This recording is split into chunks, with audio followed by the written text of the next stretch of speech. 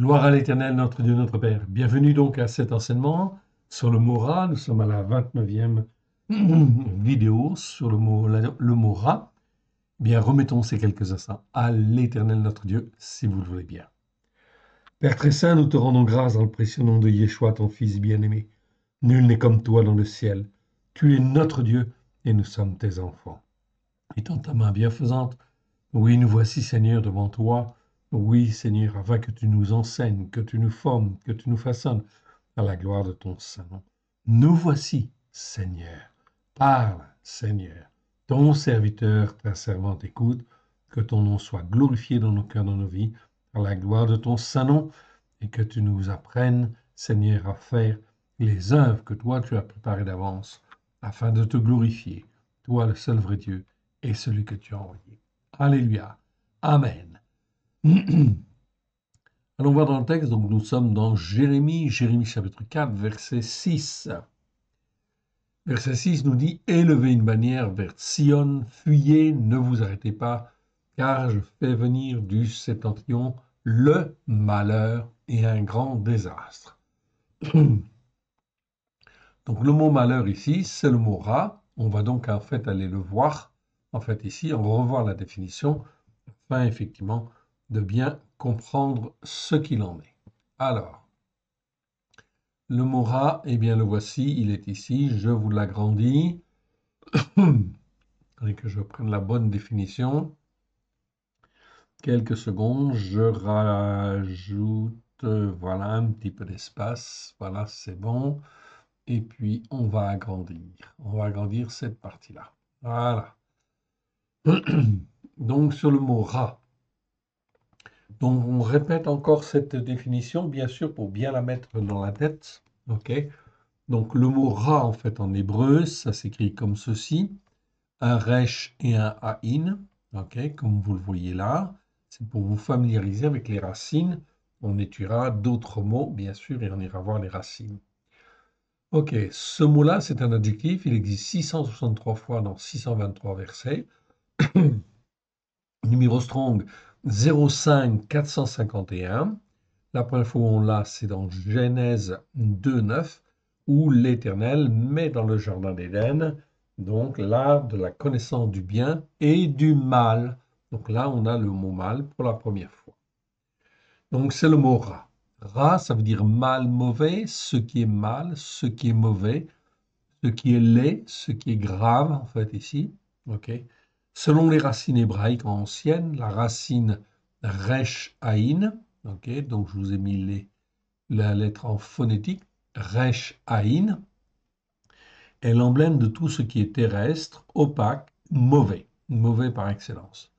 C'est le mal par essence, tant sur le plan physique, ok, les vaches laides par exemple, dans les plaies en fin de compte d'Égypte, on va parler des vaches mauvaises, mais en français on ne dira pas des vaches mauvaises, on dira des vaches laides. C'est plus approprié. Et effectivement, donc, mal sur le plan physique que moral ou spirituel, c'est-à-dire le mal qui s'oppose au bien. Oui, bien sûr. Il existe une variante de ce mot, ra, en fait ici, c'est le mot ra'a que vous voyez là. Donc, qui exprime d'abord le féminin de ra. Okay, donc, le féminin de ra, c'est ra'a, okay, dans une première approche. Le mot, en fait, ra'a, ici, avec la terminaison kamatz e, en fait, ici. Kamatz e, c'est ici, le kamatz, le signe de ponctuation que vous voyez sous la deuxième lettre, et puis la lettre e. Ok, ça, c'est une terminaison qui est très, très fréquente et qui a des significations particulières. Donc, avec les terminaisons kamatz e peut aussi exprimer, en fait, un mal augmenté. Donc, quand on a cette terminaison-là, ça peut être un mal augmenté, un mal plus ou quelque chose de beaucoup plus fort. Ok. C'est pourquoi on pourra en fait traduire par une bête féroce plutôt qu'une bête mauvaise. Enfin, et effectivement, et ça c'est très courant notamment chez les prophètes, le mot ra'a que l'on voit là, en fait, il veut dire malheur. Le mot ra'a, en fait, ici, est classé avec le même numéro strong que le mot ra dans toutes les, comment dire, les bouquins d'études, etc. Donc Ra, c'est le même numéro que le mot Ra. Mais il existe 284 fois dans les Écritures. On le trouvera 70 fois, notamment dans le livre de Jérémie, Yirmiyahu, où le mot Ra'a, en fait ici, exprime très exactement le malheur dû à la désobéissance ou la rébellion qui perdure, à la méchanceté qui perdure dans le temps, là où l'orgueil en fait intervient. Quand on parle de méchanceté, c'est un mal où en fin de compte, il y a la notion d'orgueil en fin de compte dedans, c'est-à-dire effectivement ce n'est plus simplement du mal, c'est de la méchanceté. En hébreu, dans ce dernier cas, on trouve le mot ra, ok, ok. On passe du mot ra qui veut dire mauvais, mal, au mot racha, rechaim, que l'on a vu dans le détail. On a fait toutes les vidéos là-dessus. Et je vous cite ce mot-là, tout simplement pour vous familiariser avec les racines hébraïques de la foi. Donc ici, on a quoi dans racha? On a un resh, un shin et un aïn. Au pluriel, rechaim. Donc ça veut dire méchant. C'est l'adjectif méchant. 263 fois dans 249 versets. Ok, la première fois dans Genèse 18, 23. Ok, ce mot rachat, on l'a étudié dans le détail. Vous avez toutes les vidéos. Ok, ça montre bien effectivement, en fin de compte ici, la définition de rachat. Rachat, c'est un méchant. Un méchant, c'est celui qui rayonne en fait ici du mal tout autour de lui en fait ici et qui persévère en fin de compte dans cette conduite-là. En définitive, selon effectivement ce que l'on voit dans les prophètes, on peut dire en conclusion qu'en définitive, il s'avère que le malheur, Ra'a, est très clairement, en fait ici, la conséquence des péchés, des transgressions, des iniquités qui perdurent dans le temps. Ou le retour, en fait ici, le mal que l'on a en retour, en fait ici, suite aux péchés, aux transgressions, aux iniquités, eh bien, en fin de compte, c'est toujours systématique. Donc, dès lors que l'on n'écoute pas la Torah pour la mettre en pratique, automatiquement, il y a des jugements qui viennent, de l'endurcissement, etc. Et cela finit toujours, ok, par des jugements, en fait, ici, de malheur, évidemment. Donc ça, c'est systématique. C'est pas peut-être, en fait, non, c'est systématique. Donc, voilà pourquoi c'est extrêmement important d'apprendre à discerner ce qui est bien de ce qui est mal, afin de laisser ce qui est mal de côté et de choisir ce qui est bien. D'où, en fait, ici, ces enseignements, justement, sur le mal. Effectivement. Donc, je vais réduire, effectivement, cette définition pour ne pas mettre trop de désordre dans ma base. OK. Et on va revenir à notre texte. Donc, on était dans Jérémie chapitre 4. Jérémie donc chapitre 4, et on va relire en fait ici à partir du verset 1. Et on va commenter. Okay. Jérémie 4. Israël en fait ici, si tu reviens à moi, déclaration de l'Éternel, si tu ôtes tes abominations de devant moi, tu ne seras plus errant. Alors ici, on parle d'Israël. Pourtant, on est dans Jérémie. Et les 10 tribus du Nord, qui s'appellent Israël, n'existent plus. Puisqu'en fait ici, on est dans les années, en fin de compte, 600, 640, par là. Et donc, en fait, Israël, les 10 tribus du Nord, n'existent plus depuis l'année 722 avant Jésus-Christ. Donc, ici, en fin de compte, pourtant, l'Éternel utilise le terme Israël. Alors, on peut se demander, à quel Israël l'Éternel Dieu s'adresse-t-il? En fait, Israël, ici, c'est un terme en fait général qui en fait nous parle des croyants. Et oui, vous avez bien entendu, des croyants juifs et des non-juifs, en fait, ici, quelque part. Ok, donc ici, il faut comprendre, en fait, ici, que Israël, c'est tous ceux qui sont appelés, qui ont été lavés par le sang de l'agneau, ok. Les juifs, premièrement, bien sûr, c'est le frère aîné, mais les non-juifs, en fait, aussi, Si tu reviens à moi, déclaration de l'Éternel, si tu ôtes tes abominations de devant moi, tu ne seras plus errant. Donc là, c'est quelque chose de très important. Mais ce que je dis, est-ce que c'est vrai? Alors on va aller le vérifier dans la définition même du mot Israël. Alors là, on va faire un petit peu d'étymologie, hein, évidemment, ok, pour bien comprendre. Donc je vais vous donner qu'est-ce que c'est Israël devant Dieu. Ok. Alors je vais vous le montrer. Ok, je vous l'agrandis pour que vous puissiez mieux voir en fait ici et mieux comprendre. Donc, Yisraël, Israël, ok, ou Yisraël, ça s'écrit comme ça.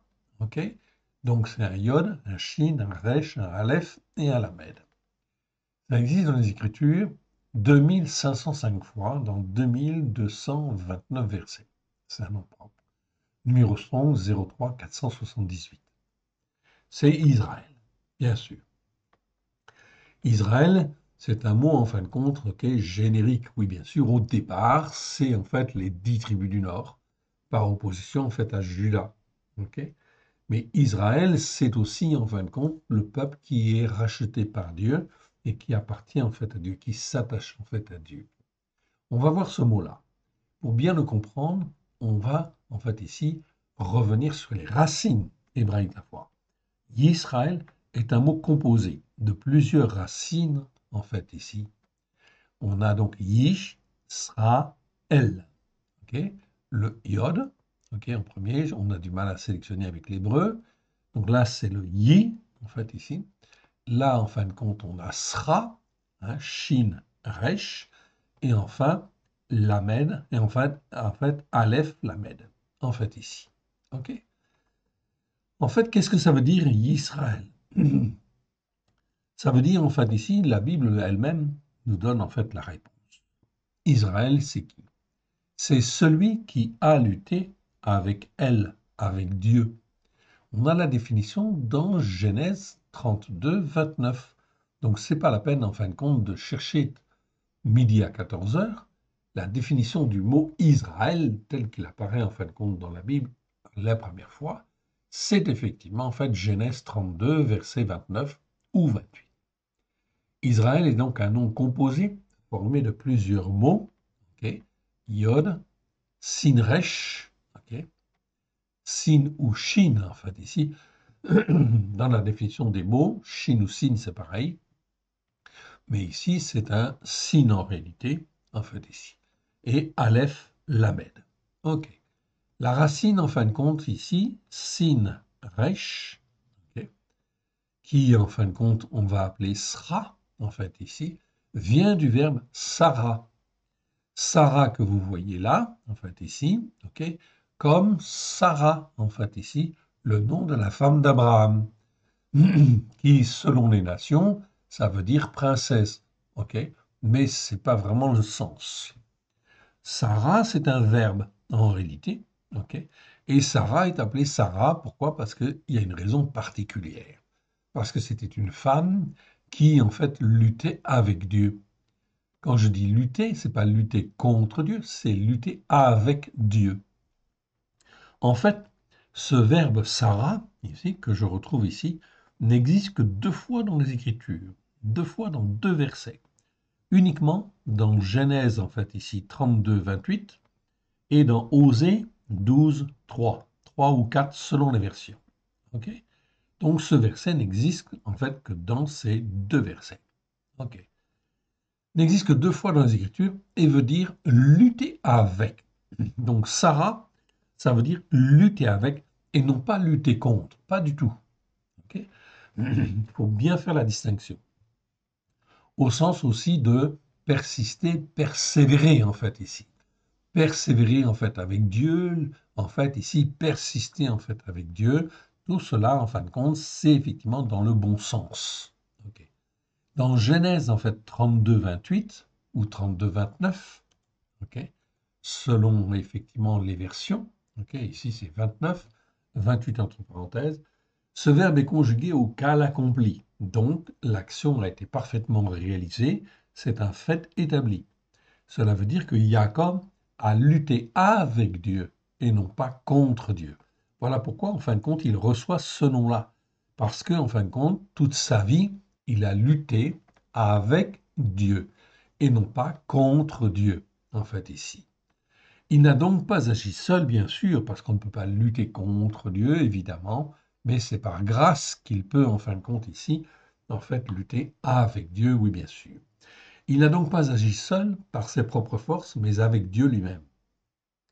Le yod, en fait, au début, effectivement, en fin de compte, du mot, ok, c'est-à-dire, en fait, la première lettre, en fait, ici que nous voyons, en début du mot Yisraël, souligne la puissance manifestée dans la durée et avec force.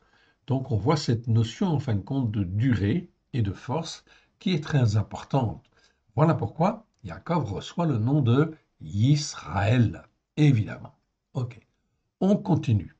Le mot El à la fin, en fin de compte, en fait, ici de ce mot, c'est Dieu. El, c'est Dieu lui-même. Ok. Ce qui veut dire en réalité que Israël est celui qui lutte avec Dieu. On comprend bien cette expression-là. Par extension, en fait, ici, on comprend que tout croyant qui cherche à s'attacher à Dieu, à marcher avec Dieu et qui lutte avec Dieu et non pas contre Dieu, reçoit en fin de compte ici le nom d'Israël. Ce croyant, en réalité, peut être juif ou être non juif, comme par exemple, vous avez le cas de Ruth, de Ruth. Tout dépend de sa foi et de la façon dont il marche avec Dieu. Donc ça, c'est la définition première, en fait, ici, du mot Yisraël. C'est celui qui lutte avec Dieu, qui persévère, en fin de compte, à s'attacher à Dieu, à rester, en fait, attaché à Dieu, quelles que soient les circonstances, car les circonstances ne sont que des occasions de nous former, de nous façonner, de nous instruire, attendu que l'Éternel Dieu veut nous transformer, faire de nous, en fait, qui sommes des descendants d'Adam, faire de nous des Ish et des Géber, c'est-à-dire des hommes forts ou des femmes fortes, en fait, ici, qui s'attachent à Dieu et qui deviennent des Géber, c'est-à-dire des hommes matures, des hommes forts devant Dieu. Ok. Par extension, donc, tout croyant qui cherche à s'attacher à Dieu, à marcher avec Dieu et qui lutte avec Dieu, et non pas contre Dieu, reçoit le nom d'Israël. C'est le cas, en fin de compte, de Ruth. Oui, bien sûr. Tout dépend de sa foi. Ruth, je cite Ruth, mais j'aurais pu citer Rahab, en fait, aussi, la prostituée de Jéricho, qui, en fait, ici, est mentionnée dans la descendance de Yeshua lui-même. Donc, elle a été rachetée, bien sûr, de sa manière de vivre, ok, et bien sûr, elle marche, en fait, avec Dieu, elle lutte, en fait, avec Dieu pour rester attachée, en fait, à Dieu. C'est très bon, ça. Ce sont des exemples, en fait, absolument merveilleux qui, en fait, montrent vraiment, en fait, ici, qui a un cœur pour, en fait, ici, être l'Israël spirituel de Dieu. Tout dépend de sa foi et de la façon dont il marche avec Dieu. Le verbe Sarah n'existe que deux fois, en fait, ici dans l'Écriture, ça on l'a dit. On le retrouve la deuxième fois, en fin de compte, conjugué de la même manière, au cas accompli, dans Osée, en fait, ici, 12.3, ou 12, en fait, ici, 4, où il est dit, dans le sein maternel, ok, Yaakov, Jacob, saisit son frère par le talon, et dans sa vigueur, en fait ici, On, ok, il lutta avec Dieu. Donc on a bien l'expression ici, il lutta avec Dieu, en fait ici, et non pas contre Dieu, évidemment. Ok.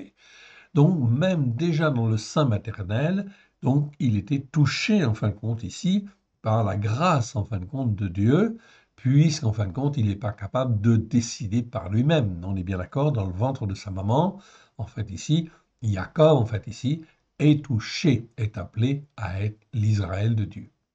On constate que Jacob était donc destiné à montrer l'exemple du croyant qui est né pour combattre et persévérer en fait avec Dieu. En effet, la racine Shin Resh développe trois idées, en fait, ici.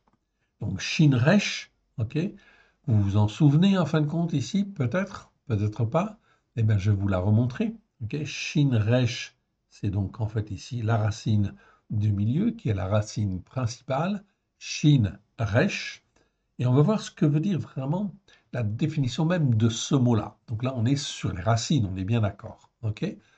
Donc ces racines, en fait, ici, la racine shin resh développe trois idées majeures.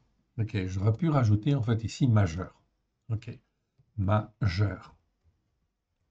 Ok, trois idées majeures.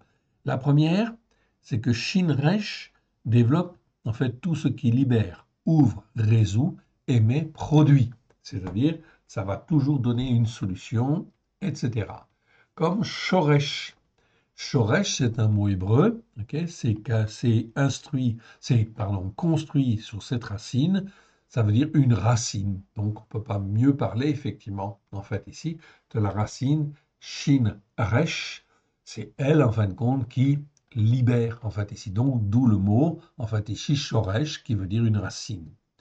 Ou le verbe Sheretz, en fait, ici, qui veut dire en fait ici produire en abondance. Donc vous voyez que ces mots-là utilisent en fait ici la même racine, shin, resh. C'est donc très important à comprendre.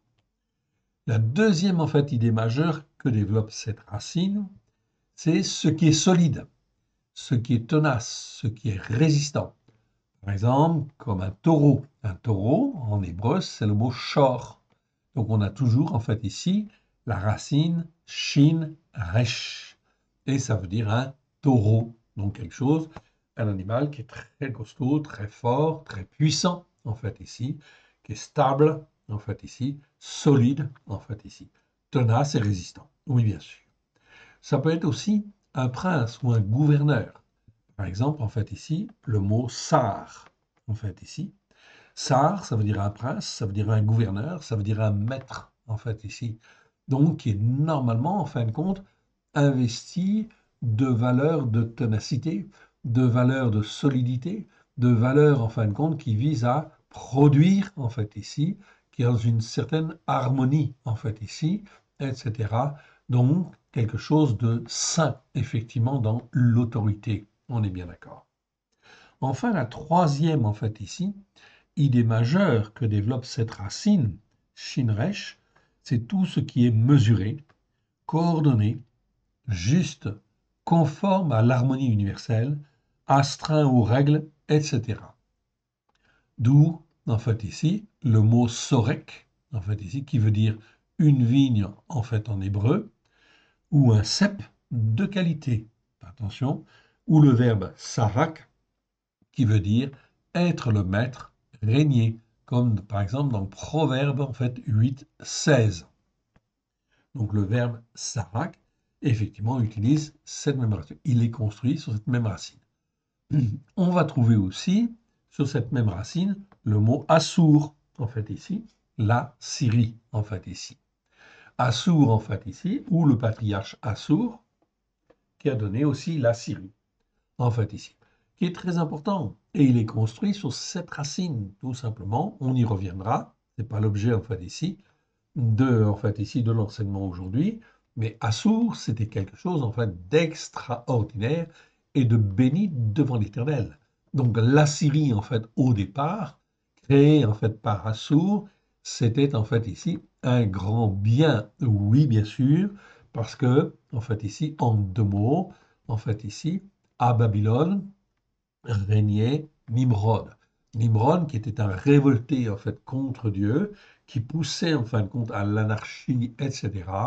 Et de ce pays-là est sorti Assur, qui a créé effectivement en fait ici la Syrie, okay, la première en fait ici Assyrie, qui était en fait très développée dans tout ce qui est en fin de compte ici l'autorité, les règles, l'harmonie universelle, tout ce qui était mesuré, coordonné, juste en fait ici, conforme à l'harmonie universelle, astreint en fait aux règles en fait ici. Donc l'Assyrie au début était quelque chose d'extraordinairement bon devant l'Éternel. C'était avant Abraham. Ok. Donc, en fait, ici, c'est très important parce qu'on y reviendra. Et on aura besoin effectivement de cette définition de la Syrie, car on va en parler dans les prophètes, oui, bien sûr. Donc, c'est basé sur la même racine, d'où l'intérêt d'apprendre, en fait, ici, à connaître les racines, parce que ça nous apprend, en fait, ici, à ne pas, comment dire, dérivé dans les mots, en fait, ici. Donc, Yisraël, c'est l'homme fort devant Dieu, ou c'est l'homme qui, en fait, lutte avec Dieu, et non pas contre Dieu. On est bien d'accord. Comme Jacob, comme Sarah. Ça nous donne de très bons exemples. Je reviens en fin de compte au début de ce texte. Israël, si tu reviens à moi, déclaration de l'Éternel, si tu ôtes tes abominations de devant moi, tu ne seras plus errant. Donc là, on voit bien à qui en fait l'Éternel s'adresse-t-il, puisque Israël physiquement n'existe plus en fait ici. Donc ici, Israël, c'est l'ensemble des croyants qui en fait ici appartiennent en fait à Dieu et qui sont censés être l'Israël de Dieu, c'est-à-dire censés être des hommes forts ou des femmes fortes de l'Éternel, spirituellement parlant, oui bien sûr. Israël, si tu reviens à moi, déclaration de l'Éternel, si tu ôtes tes abominations de devant moi, tu ne seras plus errant, c'est-à-dire tu n'iras plus, en fin de compte, ici, tu seras plus ballotté à droite et à gauche, et la bénédiction viendra. Verset 2. Si tu jures, l'Éternel est celui qui donne la vie avec vérité, avec un jugement juste, en fait, ici. Je retrouve, en fait, ici, la notion de jugement juste. C'est Mishpat que l'on a vu. On a vu, en fin de compte, les vidéos, en fin de compte, sur le mot Mishpat, qui existe 421 fois dans 406 versets. Eh bien, effectivement, en fait, ici, c'est extrêmement important d'avoir un jugement juste. L'Éternel interpelle au travers de la bouche de Jérémie ici tous les croyants, ok, et ils disent, revenez, revenez à moi, vous êtes Israël, vous avez été rachetés par le sang de l'agneau, apprenez à avoir un jugement juste devant moi. C'est ce que nous dit en fait le verset 2 ici, ok. Je réduis en fait ici ma définition sur Mishpat, ok. Et en fin de compte ici, avec vérité, celui-ci tu dis, si tu jures, l'Éternel est celui qui donne la vie, avec vérité, par un jugement juste et par la justice, par la foi. Autre mot que nous avons étudié dans le détail, je vous renvoie aux vidéos, Tzedaka, qui existe 157 fois dans 150 versets et qui doit toujours être traduit par justice par la foi. Dans les 157 versets fois où ce mot existe dans les Écritures, vous pouvez vérifier, nous l'avons fait, nous avons pris tous les versets, en fait ici, les uns après les autres, c'est bien par justice, par la foi, qu'il faut traduire ce mot tzedaka. Tzedek, ça veut dire justice, tzedaka, c'est la justice, mais par la foi, celle qui vient de Christ. Car en fait ici, nous devons être conformes à la justice de Dieu, oui, tzedek, mais on est incapable, en fin de compte ici, de respecter la justice de Dieu. Elle est trop belle, trop magnifique, trop sublime. Donc il nous faut marcher par la foi au travers de Christ, qui lui a marché, en fait ici, dans la justice de Dieu, qui lui nous justifie, en fait ici, c'est la justice par la foi. Et effectivement, le Seigneur nous donne cette grâce de pouvoir marcher dans un jugement juste et la justice par la foi pour grandir spirituellement afin que l'on ne soit plus errant et que ce soit vraiment l'Israël de Dieu, comme l'Éternel Dieu l'a voulu. Que je sois juif ou non juif, en fait ici, je rappelle en fait ici, ok, il y en a bien d'autres. Okay, je rappelle Ruth, je rappelle en fait ici Rahab, ok, la prostituée de Jéricho. Je rappelle en fait Tite, en fait aussi, dans en fait la Brit Hadasha, et il y en a d'autres en fait aussi qui, en fin de compte ici, en fait ici ne sont pas forcément entièrement juifs comme Timothée. Je vous rappelle en fait aussi que les enfants en fin de compte de Yosef sont effectivement d'une maman égyptienne en fait ici et qui néanmoins ils sont adoptés en fait ici par Yaakov comme étant directement en fait ici faisant partie des 12 tribus en fait de l'héritage de Yaakov des 12 tribus d'Israël. Oui, bien sûr. Okay. Donc, tout cela, cela veut dire qu'il faut marcher par la foi. OK. Dans la justice par la foi. Alors les nations seront bénies, en fait, ici. Donc voilà, en fin de compte, ici, la conséquence. Si tu jures, l'Éternel est celui qui donne la vie avec vérité, par un jugement juste et par la justice, par la foi, alors les nations seront bénies en lui et se glorifieront en lui. OK. Donc ça, c'est extrêmement important car l'Éternel Dieu veut se servir de chacun de nous afin de nous fortifier, de nous restaurer, qu'on puisse devenir son Israël, son peuple, à la gloire de son saint nom. Ok, des fils et des filles de Sion. Car ainsi parle l'Éternel aux hommes de Yehuda. Ici, donc, l'Éternel parle aux hommes, donc pas aux Ish, en fait, ici, dans ce cas-là, on est dans une dimension spirituelle ici, donc on travaille, en fait, avec les Ish, c'est-à-dire les hommes qui ont la capacité, de pouvoir s'attacher à Dieu et de rester attachés à Dieu, ou des femmes, oui, bien évidemment, hein.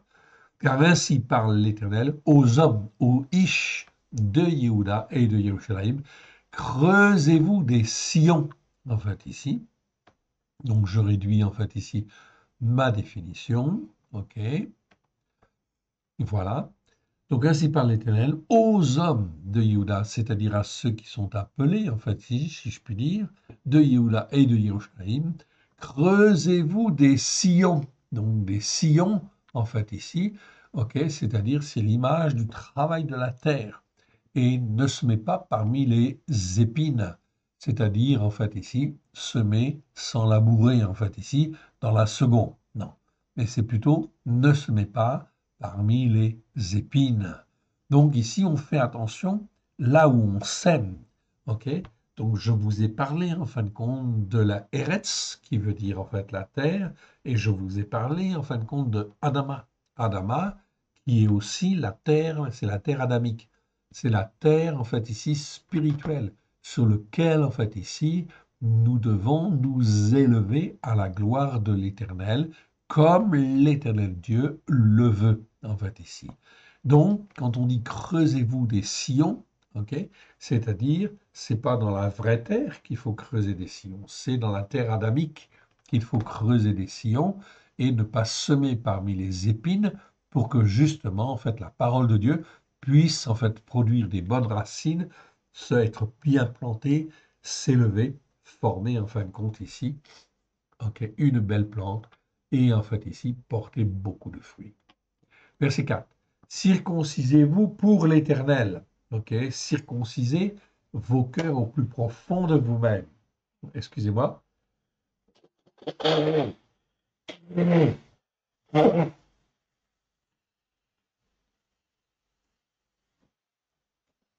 Voilà, excusez-moi. Ok, circoncisez vos cœurs au plus profond de vous-même. Donc on voit ici le mot en fait cœur, c'est le mot en fait lebab, ok, ou on peut prononcer levav si on veut, ok, c'est deux bêtes en fait en réalité. Donc ici c'est le cœur au plus profond de nous-mêmes, c'est-à-dire au plus profond de nous-mêmes. C'est pas simplement notre cœur en fait ce qu'on ressent, mais c'est au plus profond de nous-mêmes. Donc il faut vraiment faire des efforts spirituels pour nous garder en fait ici et garder en fait ici notre terre adamique, c'est-à-dire notre terre spirituelle en fait en bon état et propre effectivement à la gloire de l'Éternel. Ok, on reviendra sur ces mots, vous inquiétez pas. Ok, circoncisez vos cœurs au plus profond de vous-même, hommes de Yehuda. Ok, donc ici, c'est bien toujours en fait ici le mot ish. Ok, c'est pas Adam. Là, on parle des hommes spirituels, c'est-à-dire des hommes qui sont capables de s'attacher à Dieu, de rester attachés à Dieu. On est dans ish. Ish, c'est 1636 fois dans 1431 versets. On les a tous fait aussi, les uns après les autres. Ok, on sait tous les versets où c'est marqué Ish, effectivement, dans les Écritures, évidemment. OK? Parfait. OK, homme de Yehuda. OK, Yehuda, je vous le rappelle, c'est Juda, bien sûr, et ça veut dire, en fait, ici, le peuple de croyants, en fait, ici, de l'époque, en fait, ici. Donc, ça nous concerne, nous, aujourd'hui, que je sois juif ou non juif, eh bien, je suis concerné par ces paroles, c'est la même chose, exactement, La même chose, on se retrouve dans la même situation spirituelle. Aujourd'hui, en France, que je sois juif ou non juif, vis-à-vis, en fin de compte, de l'Éternel, je suis dans la même situation que Judas. Même chose pour les autres nations, mais plus particulièrement pour les Français. Ok? Ils sont particulièrement touchés, tout simplement et tout simplement particulièrement visés, tout simplement parce que la France ou les Français ont un rôle particulier à jouer dans les temps qui viennent par rapport à Israël et par rapport à l'Éternel, Dieu bien sûr, sur le plan prophétique. La France, les Français, je veux dire plutôt, doivent retrouver leur place sur le plan spirituel. Ok. Homme de Yehuda, habitant de Yerushalayim.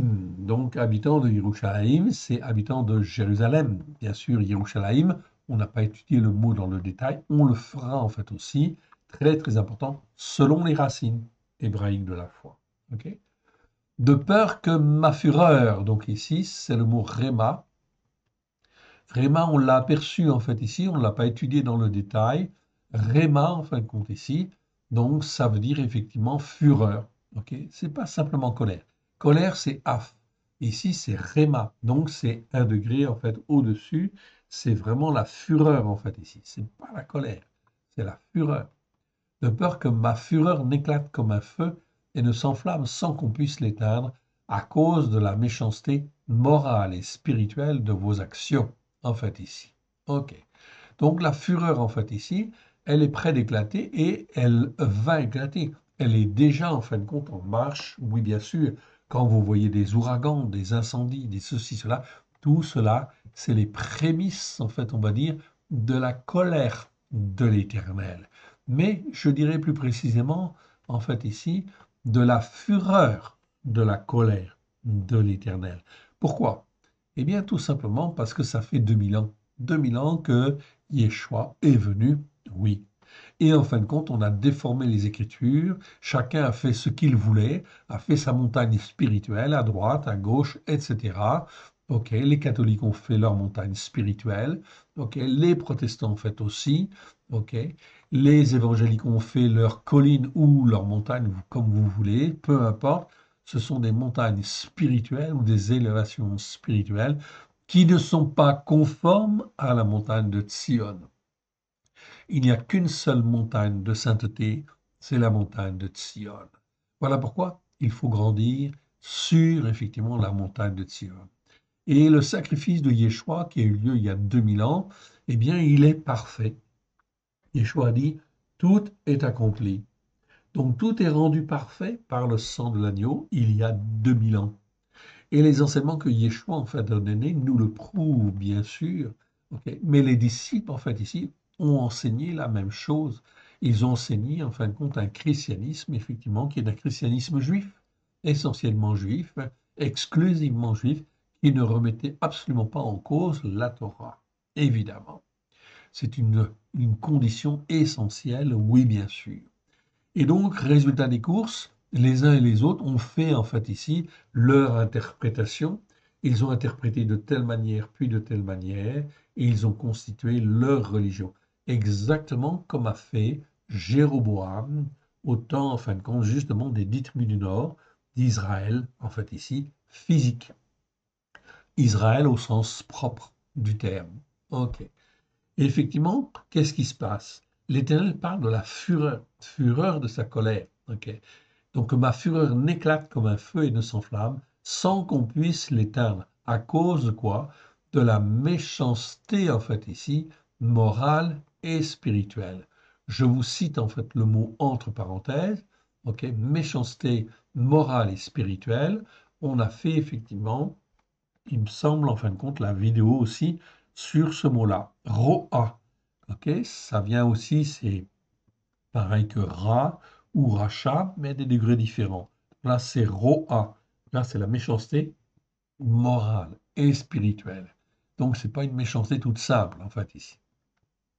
Donc, la méchanceté spirituelle, c'est quand on persiste effectivement dans l'erreur et que par orgueil, on ne veut pas revenir, en fait, ici. Donc là, on est dans la méchanceté morale et spirituelle. C'est plus simplement de la méchanceté. Donc la Bible, en fait, ici, a tout un certain nombre de versets qui parle de roi. Donc, je ne crois pas qu'on ait fait, en fait, la vidéo sur le mot roi. Pas encore. Ça viendra un jour, quand Dieu le voudra. OK? Eh bien, ici, à cause de la méchanceté morale et spirituelle. Donc, aujourd'hui, nous sommes en 2024. OK? Et il n'y a pas beaucoup de monde qui enseigne sur la Torah, les prophètes avec grâce et vérité. En fait, ici, chacun s'en va avec sa propre interprétation des Écritures. Voilà pourquoi le message de Jérémie est tout à fait d'actualité, en fait, ici, au jour d'aujourd'hui, tout simplement parce qu'on n'écoute pas la parole de Dieu comme l'Éternel Dieu le voudrait. Verset 5. Annoncé en Yehuda, en fait, ici. Annoncé en Yehuda, publié à Yerushalayim, donc à Jérusalem, et dites sonnez du chauffard dans le pays. Okay. Donc ici, le mot chauffard, en fait, ici, on n'a pas étudié le mot chauffard, okay, non plus, on n'a pas encore eu l'occasion, ça viendra un jour. Eh bien, en fait, ici, le mot chauffard est dans une écriture pleine, avec un vav, en fait, ici. Donc, je ne rentre pas dans le détail, ce n'est pas l'objet ici de l'enseignement. Ça veut dire, en fait, la plénitude du chauffard, en fait, ici, dans le pays, en fait, ici. Pays, c'est Eretz, en fait, ici. Je vous familiarise avec le mot pays et le mot terre. Donc, Eretz, en fait, ici, que vous voyez là, qui existe 2502 fois dans 2190 versets. Eh bien, en fin de compte, ça veut dire terre, en fait, ici, principalement, ou pays, en fait, ici. On va trouver effectivement essentiellement ces deux traductions en français qui sont tout à fait acceptables. Donc ça, c'est la terre, en fait, ici, ou le pays. OK. Mais on ne va pas dire, en fait, sonner du chauffard dans la terre, non. Ou sur la terre, c'est acceptable, oui, bien sûr. OK. Sur la terre ou dans le pays, en fait, ici, on peut dire. Criez à pleine voix et dites, rassemblez-vous et allons dans les villes fortes. Élevez une bannière vers Sion. En fait, ici, donc, on fait référence à Sion, qui est la montagne de la sainteté, oui, bien sûr. Okay. Sion, c'est la montagne de la sainteté. Okay. Élevez une bannière vers Sion. Fuyez, ne vous arrêtez pas, car je fais venir du septentrion le malheur et un grand désastre. Donc le Seigneur ici, donc j'ai là ici le mot ra, en fait ici, que l'on étudie. Okay. Donc là, en fait ici, j'en ai la référence. Okay. Mais ici, en fin de compte, c'est la formule, en fin de compte ici, allongée de G, c'est ra-a. Comme en fait c'est ra-a, c'est bien en fin de compte ici malheur. J'aurais pu dire un grand mal, mais malheur, ça va, c'est acceptable, tout à fait acceptable comme traduction, c'est très bien en fait ici. Ok, donc ici c'est le malheur. Je fais venir le malheur en fait ici. Donc très important en fin de compte ici, je fais venir le malheur. Pourquoi? Parce qu'on n'obéit pas. Je fais venir le malheur parce qu'on n'écoute pas, parce qu'on persévère en fait ici dans l'indifférence et qu'aujourd'hui, en fin de compte, on n'écoute pas la parole de Dieu pour la mettre en pratique. On ne fait pas le Shabbat, on ne fait pas les fêtes de l'Éternel, ça c'est un critère. On fait Noël, on fait le Nouvel An, etc. Et en fait ici, quelque part, on est dans toutes sortes de fêtes pour se réjouir, mais qui n'ont rien de spirituel, oui bien sûr. Et en fait ici, on ignore Dieu, en fait ici, Elohim, celui qui a fait le ciel et la terre, et celui qui veut bénir toutes les nations. Car depuis 2000 ans, tout est accompli à la croix. Donc au travers de Yeshua et de ses disciples, Yeshua a bien en fin de compte ici dit à ses disciples, allez, parler, évangéliser, okay, annoncer en fait la bonne nouvelle, en fait ici, que tout est accompli et que les gens puissent marcher par la foi, croire qu'au travers de Christ tout est accompli, afin de devenir l'Israël de Dieu, l'Israël spirituel de Dieu, en fait ici. Donc, est-ce que les hommes ont écouté? Nous sommes en 2025, pardon, j'allais dire 2024, non, on est en 2025 maintenant. Ok, eh bien, effectivement, vous connaissez la réponse, en fait, ici. Qu'ont fait tous ceux qui ont reçu la parole de Dieu depuis, en fin de compte, 2000 ans? Comment a-t-on écouté? Comment a-t-on mis en pratique? En fait, on n'a fait que ignorer, en fait, pratiquement, en fait, ici, on a un peu écouté, mais pas vraiment écouté. Ok. Et on n'a pas écouté pour mettre en pratique comme l'Éternel Dieu le voulait, parce qu'il voulait bénir en fait en abondance.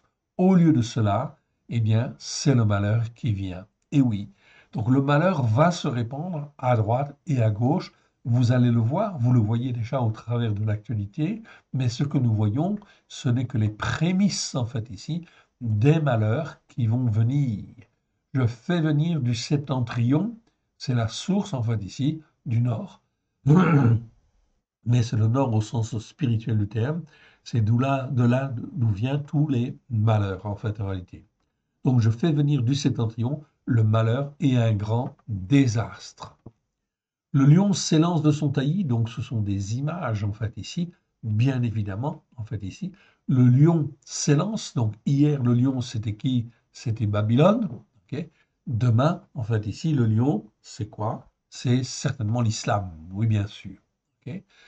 Donc ici, le lion, Babylone, et en fait ici, l'islam. C'est une image de l'islam. Tout au moins dans les prophéties, c'est ce qui ressort. Les prophéties de Daniel et les prophéties de l'Apocalypse, eh bien, effectivement, en fait, le lion, on peut l'assimiler effectivement à l'islam, effectivement. Le lion s'élance de son taillis, le destructeur des nations est en marche, il a quitté son lieu pour ravager ton pays. Donc je retrouve en fait ici le mot Eretz qu'on a vu tout à l'heure, en fait ici, qu'on traduit par pays comme ici, en fait ici. Tes villes seront ruinées et il n'y aura plus d'habitants. C'est pourquoi couvrez-vous de sacs, en fait ici, pleurez et gémissez, car l'ardeur consumante de la colère de l'Éternel ne se détourne pas de vous. Donc tout à l'heure, on avait vu Réma, c'est bien la fureur, mais ici j'ai un autre mot, c'est Raron. Donc Raron, c'est en fait ici mal traduit dans nos Bibles hein, aussi. Ok. Donc Raron, c'est plutôt l'ardeur consumante, en fait ici. On va souvent trouver le mot Raron avec colère. Donc la colère de l'Éternel, c'est une chose, mais l'ardeur consumante de la colère, comme son nom l'indique, c'est l'ardeur qui consume, qui détruit, en fait, ici. Et l'ardeur, en fait, ici, consumante, en fait, ici, de la colère de l'Éternel, ok, eh bien, on la voit venir. Ok, on en a déjà les prémices au travers, en fait, des inondations, des intempéries, en fait, ici, que les hommes, en fait, ici, que les journalistes, en fait, disent, tout cela, ou que les politiques disent, tout cela est le résultat, effectivement, en fait, ici, de notre pollution, en fin de compte, de la Terre. En fait, c'est pas tout à fait la raison, en fait, ici. Ça, c'est un moyen, en fait, en réalité, mais c'est toutes, en fait, les iniquités, les péchés, les transgressions qui entraînent tous ces dérèglements. Et ces dérèglements, en fait, entraînent ces désordres, en fait, climatiques et autres, bien sûr, qui, en fin de compte, vont venir, qui sont l'expression de malheur, en fait, ici, qui viennent. Et ça, en fin de compte, quand ça commence à consumer en fait les uns et les autres, c'est l'ardeur consumante de la colère. Donc l'ardeur consumante de la colère, c'est quoi? Eh bien, c'est bien sûr une partie des inondations, on en a des prémices, c'est bien sûr les incendies quand il y en a, c'est bien sûr en fin de compte la fermeture en fin de compte d'usines en fait ici, parce que cela contribue à dégrader en fait le tissu économique. C'est en fait ici, en fait quand la colère en fait éclate, en fait ici chez les agriculteurs, c'est aussi le mécontentement en fait qui grandit, qui grandit, qui grandit, et la colère en fin de compte vient bien sûr pour envenimer en fait les choses, oui bien sûr. Ok, tout cela est le résultat en fait des péchés, des transgressions, des iniquités. Et plus en fait elles s'accroissent, et là en fait en 2025, nous sommes dans un accroissement très très important de ces iniquités, ce qui entraîne automatiquement en fait ici, eh bien des éléments en fin de compte de la colère de l'Éternel, de l'ardeur consumante de la colère de l'Éternel. Donc, en fait, ici, retenez Raron. Raron, en fait, ici, c'est l'ardeur consumante. Bon, ce mot n'est pas bien traduit, mais en fait, chaque fois qu'on le voit, on peut parler de l'ardeur consumante. En fait, c'est ce qui brûle, c'est ce qui détruit, c'est ce qui fait que ben, on ne tient pas. On ne tient pas parce qu'il n'y a pas de repentance. Ok, s'il y a de la repentance, si les uns et les autres se repentent, ok, l'Éternel Dieu, en fin de compte, fera échapper celui qui se repent, oui, bien sûr, de tout ce qui vient. Ok. C'est pourquoi couvrez-vous de sacs, pleurez et gémissez. Donc vous voyez ici, Jérémie, il appelle en fait ici à la repentance. Pleurez et gémissez, car l'ardeur consumante de la colère de l'Éternel ne se détourne pas de nous. Ok. En ce jour-là, déclaration de l'Éternel, Neum Adonai, le cœur du roi, en fait ici. Ok, regardez bien ce qui se passe ici. Le cœur du roi, c'est-à-dire le cœur du roi ou le cœur du président, c'est pareil, de celui qui règne. Ok, et le cœur des chefs, en fait, ici, sont anéantis. Ok, c'est-à-dire qu'ils sont ébahis, en fin de compte, ici, par les catastrophes en fait, qui viennent. Vous allez voir cela. Courant 2025, vous allez voir, en fait, nos chefs qui vont être dépassés, oui, bien sûr, sont anéantis. Les sacrificateurs seront épouvantés, en fait, ici. Pas seulement étonnés. Ici, c'est épouvanté, c'est mieux. Les sacrificateurs, c'est-à-dire les pasteurs, les prêtres, tous ceux qui enseignent, les évêques, etc., qui en fait ici n'ont pas enseigné la vérité depuis 2000 ans et qui aujourd'hui en fait ici persévèrent encore dans leur voie, eh bien ils seront épouvantés. Et les prophètes, ok, seront abasourdis. Tous ceux qui se disent prophètes et qui ne sont pas en fin de compte sur les racines hébraïques de la foi seront abasourdis. Pourquoi? Parce qu'ils ont prophétisé au nom de l'Éternel, au nom de Dieu, alors qu'ils n'étaient pas appelés, et ils ont prophétisé n'importe quoi. Un prophète qui prophétise, mais qui ne fait pas le Shabbat, qui ne fait pas en fin de compte les fêtes de l'Éternel, ne le croyez pas. Cela veut dire que ses raisonnements sont forcément faussés quelque part. Il n'est pas en fait ancré sur la Torah, les prophètes et les psaumes. Ça veut dire qu'il n'est pas ancré sur la vérité. Comment peut-il avoir un jugement juste? C'est impossible. On a vu en fin de compte ici tout en fait les vidéos sur le jugement juste en fait ici. Donc il faut se référer en fait à ça et je vous renvoie aux vidéos. Nous avons fait 33 vidéos sur le mot jugement, sur le mot mishpat. Je vous renvoie en fin de compte à ces vidéos afin d'apprendre à avoir un jugement juste. Ok, on continue et on va voir où on arrive en fait ici. On arrive donc maintenant donc au verset 18. Donc 18 en fait ici, de ce chapitre en fait ici, 4 toujours, on est toujours dans le chapitre 4, ok? Et on va au verset 18, et on va lire 18 à 22. Ok. Voilà ce que l'Éternel Dieu dit par la bouche de Jérémie. C'est là le produit de tes voies, de tes actions. C'est là le produit du mal que tu as fait. Certes, cela est amer, cela pénètre jusque dans ton cœur, en fait, ici. Ok, cœur ici, c'est le cœur tout simple, en fait, ici. Ok, ça veut dire le siège de nos pensées, le siège de nos, comment dire, de nos sentiments, etc. Ok, le mot lève ici, avec un seul bête, en fait, ici, 592 fois dans 549 versets, en fait, ici. Ok, ici, ça nous parle du cœur, en fait, ici, de l'homme. Et oui, cela pénètre jusqu'au cœur, en fait, ici. Donc, ça veut dire que les hommes vont être touchés. Et là, le Seigneur dit, c'est là le produit. Toutes ces conséquences, tous ces malheurs qui arrivent, c'est là le produit de tes voies, de tes actions. C'est là le produit du mal que tu as fait, en fait, ici. Dans la seconde, c'est traduit par méchanceté. Mais ici, c'est pas le mot rachat, c'est le mot rat. Donc, c'est mieux de parler du mal. C'est le produit du mal, ok? De ton mal, en fait, ici. Du mal que tu as fait, en fait, ici. C'est mieux de le dire en français, c'est plus fluide comme ça. Certes, cela est amer, cela pénètre jusque dans ton cœur, et aujourd'hui, on ne voit pas que cela a pénétré, en fait, encore jusqu'au cœur des uns et des autres. Mais cela va s'aggraver jusqu'à ce que cela pénètre au cœur, en fin de compte, des uns et des autres.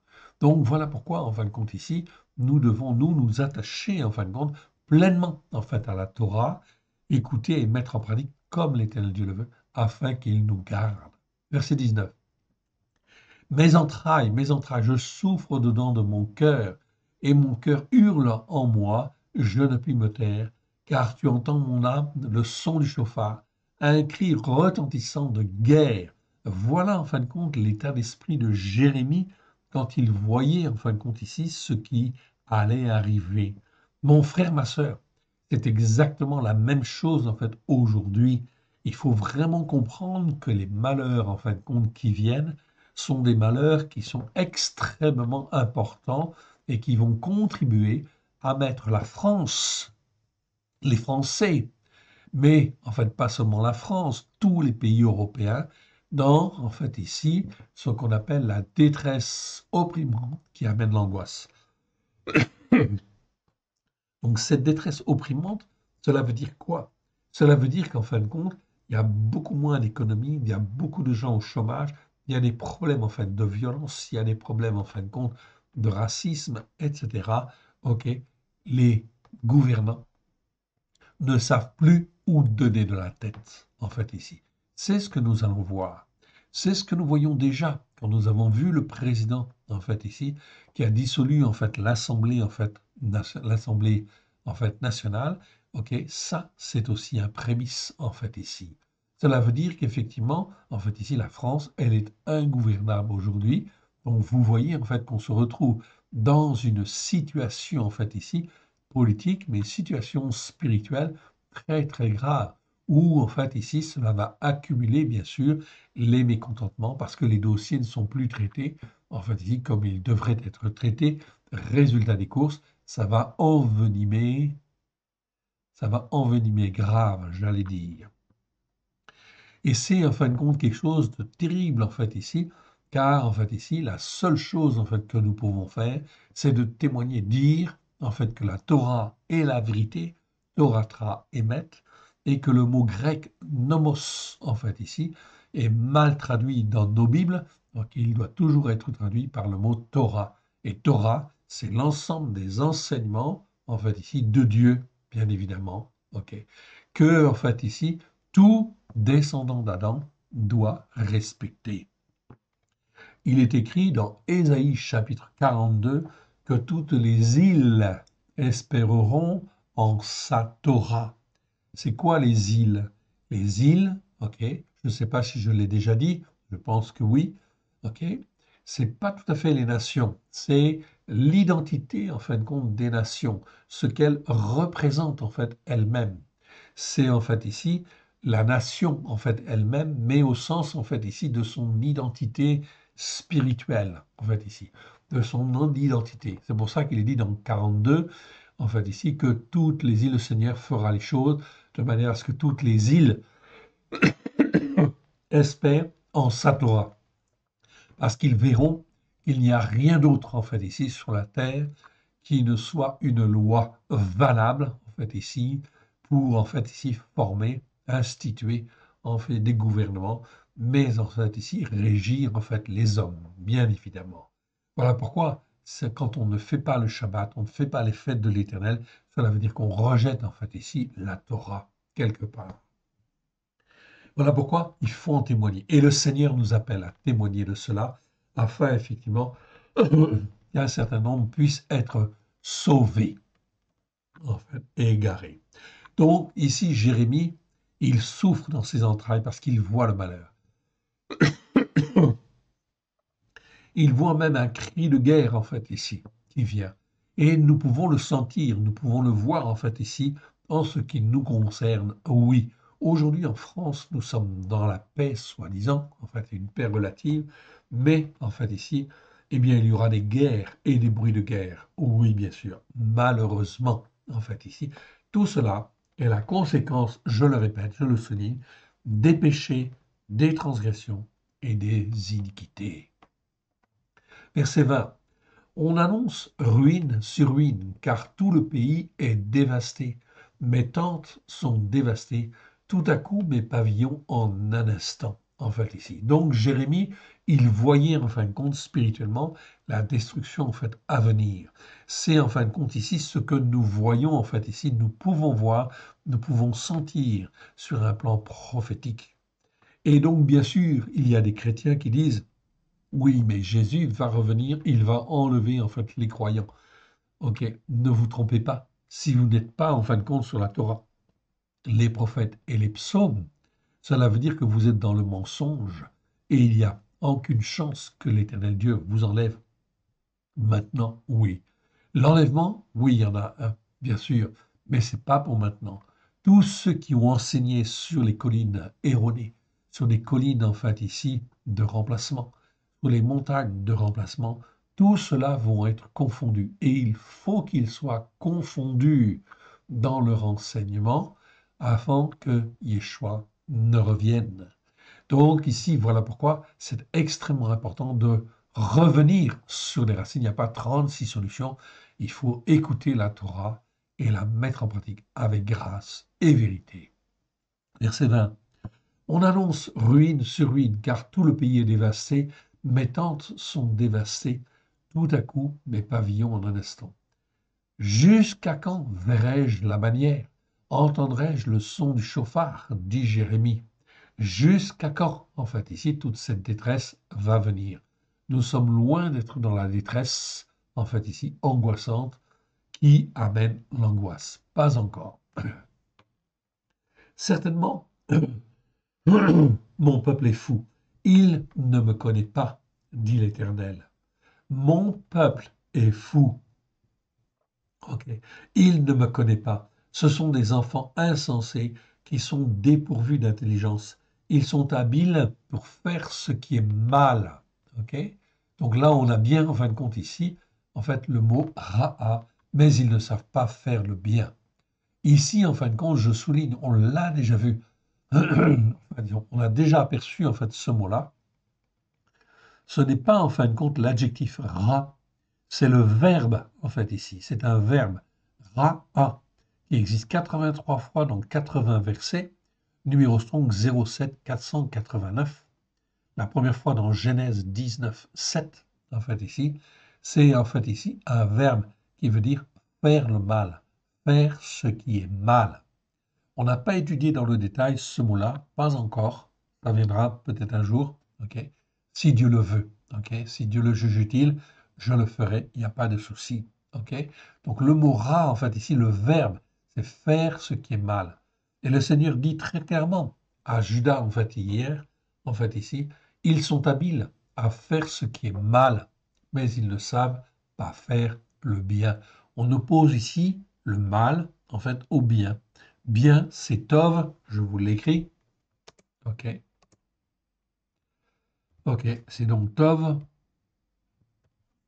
Ok. Je vous l'écris et je vous le montre. Donc bien, c'est le mot Tov, en fait, ici. Vous l'avez là. Tov, ça veut dire bien. Et mal, en fait, c'est Ra. Ra, ou le verbe Ra'a, pareil, c'est la même racine. Donc, ça veut dire la même chose, sauf que c'est un verbe, en fait, ici. Ok. Donc, en fait, ici, aujourd'hui, ok. Eh bien, c'est très clair en fait ici. Il faut effectivement écouter et il faut mettre en pratique comme l'Éternel Dieu le veut. Ok. Sinon, en fin de compte, si on est habile à faire ce qui est mal, eh bien, ça ne va pas le faire non plus. En fait, ici, ça ne va pas s'arranger et ça ne peut pas s'arranger. Donc, toute la détresse qui vient, en fait, ici, il faut que la détresse vienne, mais l'Éternel Dieu garde ses enfants et appelle à la repentance. C'est pour ça qu'on peut dire aujourd'hui, en fait, ici, bien plus, en fait, qu'hier, repentez-vous, car le règne de Dieu, le règne de Elohim, approche. Le règne de Elohim, le seul Dieu unique et vrai, en fait, ici, approche, approche à grands pas. Voilà pourquoi il faut se repentir, en fait, ici, et revenir, en fait, ici, reconnaître, en fait, ici, ses péchés, ses transgressions, ses iniquités. Et si j'ai fait Noël, si j'ai fait le Nouvel An, ça veut dire que je suis dans les iniquités, en fait, de ce monde. Donc, ça veut dire qu'il faut que je me repente. Si je ne me repens pas, ça veut dire que je suis encore dans l'iniquité et je vais encore, en fait, ici, commettre des péchés et des transgressions devant l'Éternel. Voilà, il faut se poser en fait les bonnes questions et avoir un jugement juste devant l'Éternel. Je vous rappelle ce qu'on a vu en fin de compte tout au début, ok, c'est d'avoir un jugement juste. On l'a vu là dans le verset 2, ok. Si tu jures, l'Éternel est celui qui donne la vie, avec vérité, par un jugement juste, mishpat, et par la justice, par la foi, tzedaka, ok. alors les nations seront bénies en lui et se glorifieront en lui. On ne peut pas en fait dire autrement. C'est vraiment en fin de compte extrêmement clair en fait ici. Ok, et on est aujourd'hui dans un temps en fait ici où il faut témoigner. Témoigner en fin de compte, ça veut dire qu'il faut faire soi-même en fait ici, selon la Torah, les prophètes et les psaumes, avec un jugement juste et dans la justice par la foi, et parler autour de nous, oui bien sûr, dans le but en fait ici de que les gens écoutent, dans le but qu'ils comprennent, ok, pas en les accusant, non, mais en fin de compte en essayant d'expliquer dans le but qu'ils puissent se repentir. Si dans leur cœur, il y a une petite étincelle, en fait, ici, qui peut leur permettre de se remettre, en fait, en question.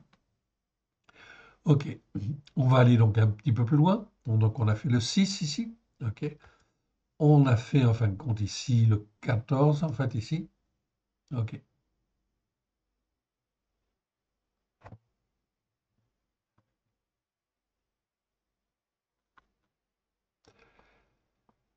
Et la morale et spirituelle, OK. Annoncé, en fin de compte, ici, donc, je dois publier là en Jérusalem, OK, et donc on a été jusqu'au 9. OK, très bien. OK. Donc on a été jusqu'au 9 et on va continuer. OK. Le malheur. Alors que je retrouve mes petits. Donc j'ai mon clavier qui ne fonctionne pas très très bien. Donc je vous prie de m'excuser, il faut que je recale en fait les choses. OK. Voilà. C'est ça. On arrive en fait au verset 14.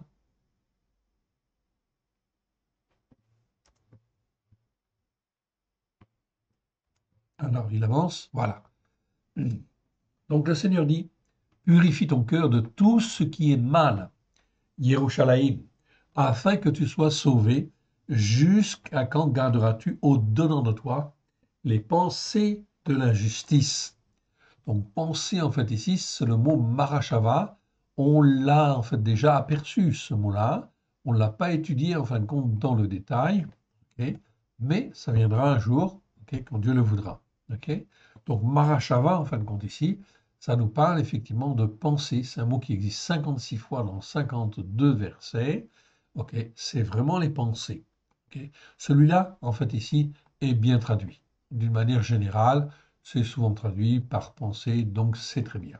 Ok, mais ici, en fin de compte, jusqu'à quand garderas-tu au-dedans de toi les pensées de l'injustice? Injustice, c'est le mot aven, que l'on a étudié déjà. Aven, ok, qui existe 78 fois. Ok, dans 78 versets. Ok, ça, c'est le mot aven. Ok, le mot aven, dans les 78 versets, doit toujours être traduit par, en fait, ici, injustice. Malheureusement, ce n'est pas le cas parce que les traducteurs ne comprenaient pas en fait la différence entre Aven et Avon. C'est vrai que ça se ressemble, ok, dans la prononciation, mais c'est pas du tout pareil, ok. Avon, ça nous parle d'iniquité, Aven, ça nous parle d'injustice. Et l'injustice, en fait, ici, c'est très grave parce qu'elle conduit en fin de compte aux ténèbres. Oui, bien sûr, elle conduit à l'enfer, elle conduit en fait au feu, en fait, évident, à la GN. Hop, ok, pardon. Jusqu'à quand garderas-tu au-dedans de toi des pensées, les pensées de l'injustice? C'est quoi les pensées de l'injustice? Eh bien, c'est toutes les pensées qui ne sont pas conformes effectivement à la parole de Dieu et qui effectivement, en fin de compte, font croire que en fait, on peut être juste d'une manière ou ceci en exerçant une bonne conscience, etc., ou en invoquant le nom de Christ, etc., mais en fait, en n'écoutant pas et en ne mettant pas en pratique, par exemple. Les pensées de l'injustice, c'est effectivement faire Noël parce que tout le monde fait Noël. Et oui, ok. Là, on est en fait dans les pensées de l'injustice. Faire le nouvel an, ok, pareil, c'est en fait ici des pensées qui sont liées à l'injustice, en fait ici. Tout ce qui est lié à la Torah est justice, tout ce qui n'est pas lié à la Torah est injustice, tout simplement. Donc voilà, en fait ici, très important, ces mots-là. Donc, jusqu'à quand garderas-tu au-dedans de toi les pensées de la justice? Jusqu'à quand fêteras-tu Noël? Jusqu'à quand fêteras-tu le Nouvel An, etc. Que tu ne comprends pas qu'il faut être sur un autre calendrier. Excusez-moi.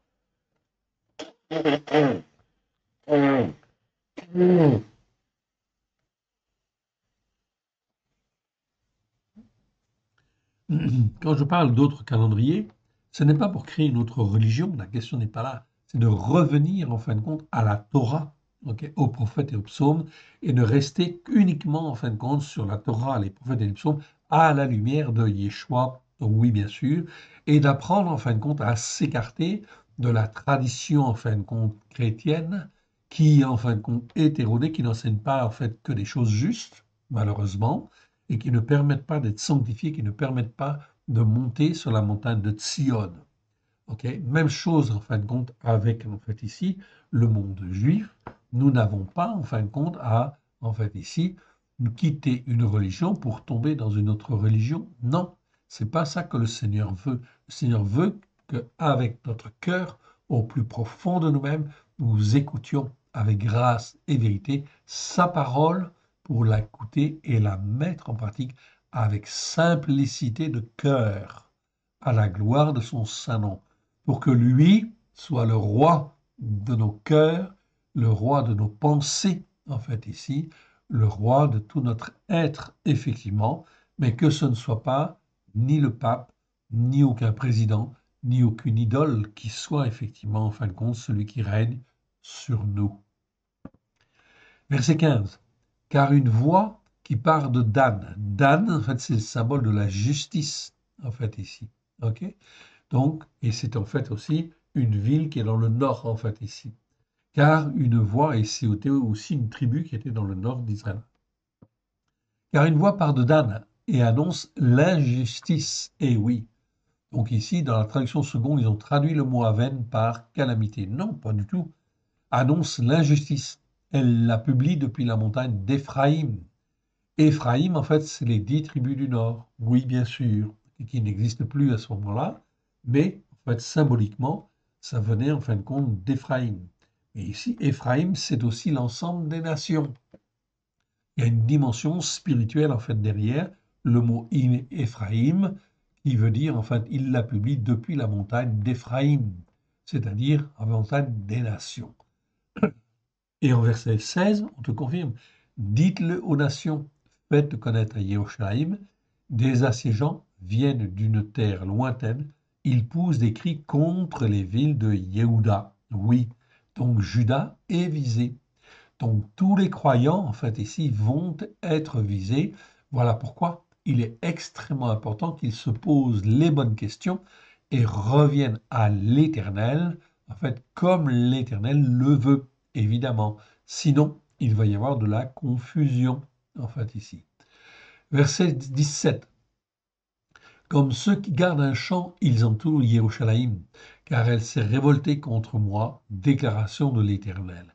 Donc, Jérusalem, en fait ici, s'est révoltée contre Dieu. C'est ce que l'Éternel Dieu dit.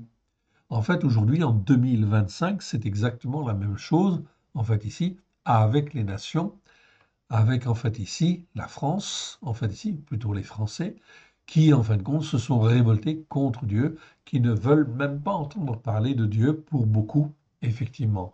Donc là, c'est une révolte contre Dieu. Oui, bien sûr. Verset 18. C'est là le produit de tes voix et de tes actions.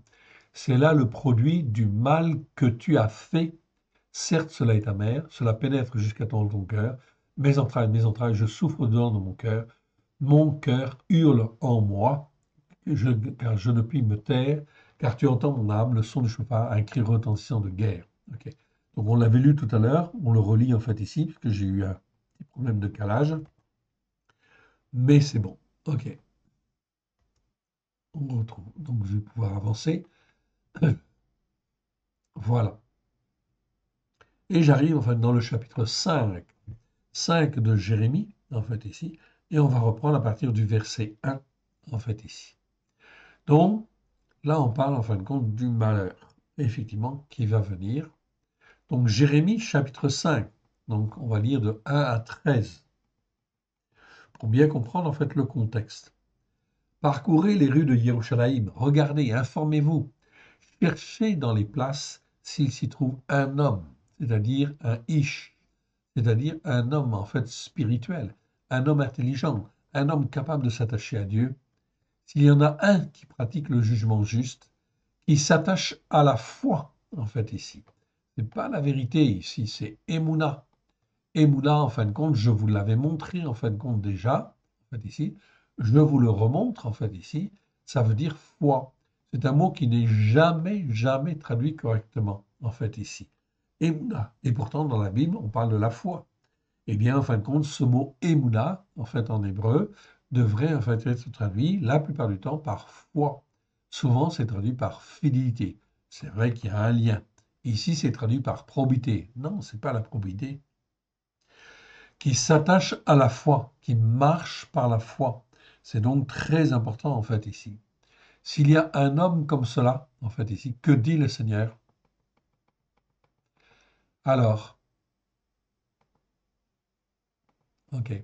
S'il y en a un qui pratique le jugement juste, qui s'attache à la foi, je pardonne à Yerushalayim. Donc vous voyez en fin de compte ici quelque chose de très important.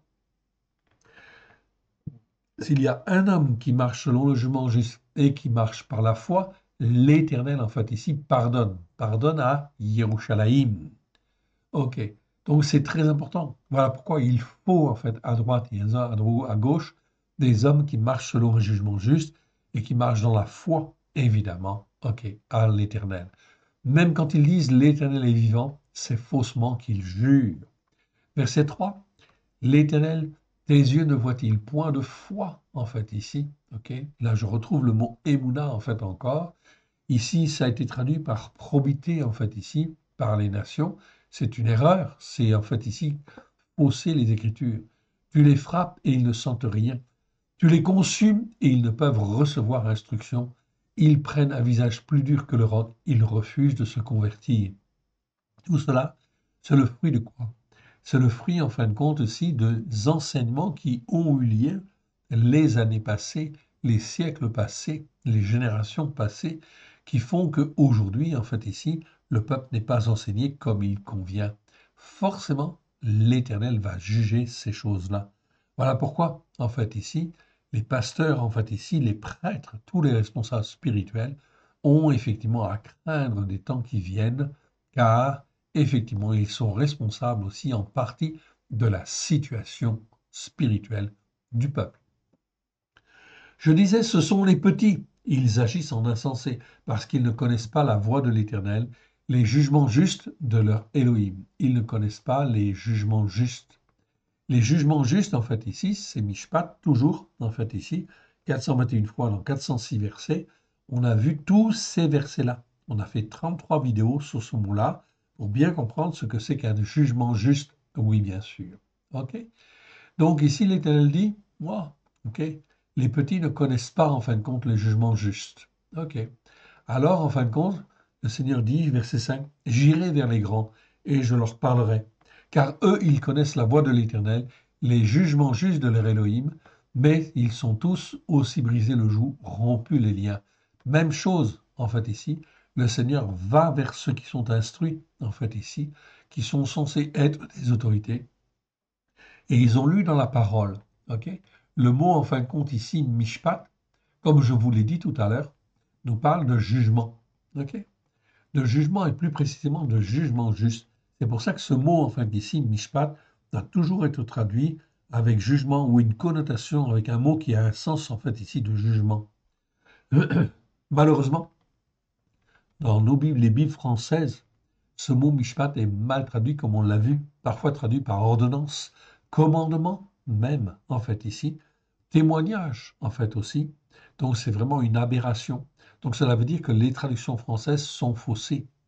Et cela veut dire que les pasteurs, ok, les responsables spirituels, qui continuent d'enseigner, en fait, ici, des erreurs, en fait, ici, de traduction, fait effectivement que leur responsabilité est mise en cause, oui, bien sûr. Et mise en cause, pourquoi? Parce qu'en fin de compte, ils propagent, en fait, le mensonge ou une instruction qui n'est pas suffisante, ok, pour, en fait, ici, former, façonner le peuple alors que Yeshua a tout accompli il y a 2000 ans. Ok. La responsabilité, en fin de compte, de ça, effectivement, c'est l'Éternel Dieu qui juge. Mais l'Éternel Dieu va juger, et il a déjà jugé. Mais ils ont tous aussi brisé le joug, rompu les liens. C'est pourquoi le lion de la forêt les tue, le loup du désert les dévaste, la panthère est aux aguets devant leur ville. Tous ceux qui en sortiront seront déchirés, car leurs transgressions sont nombreuses, leurs actes d'aversion se sont multipliés. Bien sûr, quand on ne va pas voir un lion comme un lion d'Afrique, en fait ici, un loup comme ça a pu exister, ok, du désert, une panthère en fait qui sort. Tout cela sont des images spirituelles qui parlent en fin de compte d'agression, qui parlent en fin de compte de méchanceté, qui parlent en fin de compte ici de malheur en fait à venir. Pourquoi? Parce que leurs transgressions sont nombreuses. Ici, c'est bien le mot pécha, en fait ici, que l'on n'a pas étudié dans le détail, mais qu'on en a cité plusieurs fois déjà. Pécha, c'est une transgression. Ici, c'est bien traduit. Donc pécha, en fait, 93 fois dans 90 versets, en fait, ici. Leurs transgressions sont nombreuses, en fait, ici.